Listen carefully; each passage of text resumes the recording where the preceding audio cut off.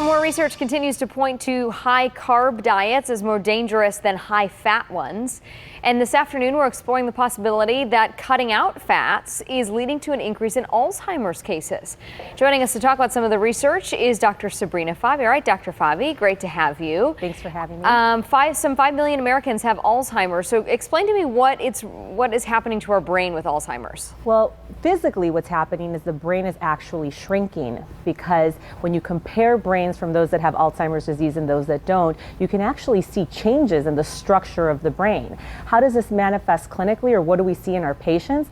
We end up seeing that the first symptom is that they're forgetting their short-term memory. And that may seem like something that comes with age, but it really isn't. Alzheimer's is truly a disease.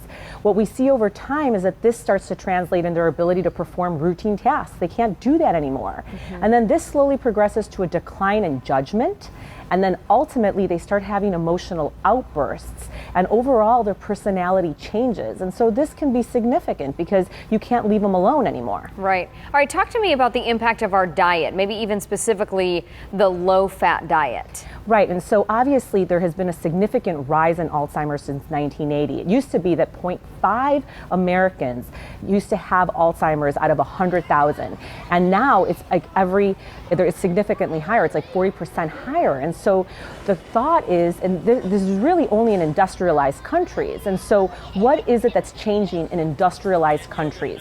Well, there's a change in diet that's occurring. We've gone into a diet that's a low-fat diet, no cholesterol diet. And so we're always looking at the environment to possibly see what's changing that's accounting for these changes in diseases that we're seeing and the prevalence of diseases that we're seeing.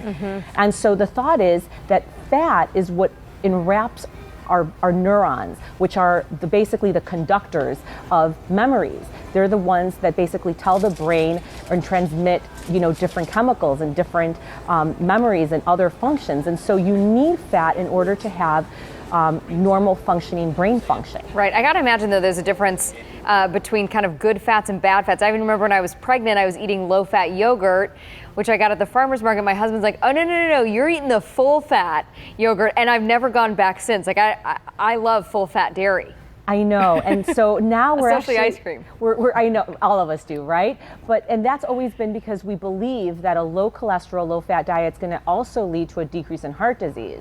But what we're seeing is that's not necessarily true. There was actually a huge study that was done on over 350,000 subjects.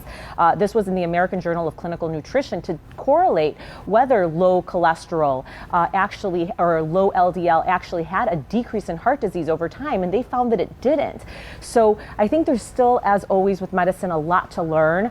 I think everything is in moderation. If you have a diet that is, equal in fats, you don't necessarily have to be deprived of fat, deprived of cholesterol. Obviously, it shouldn't make up most of your meal and most of your calorie intake, but we have decreased from a 30% intake to a 20% intake, so maybe 30% isn't so bad. Well, and getting rid of those trans fats, the hydrogenated oils, always a good thing, and then putting things back like avocados or coconut oils. Right.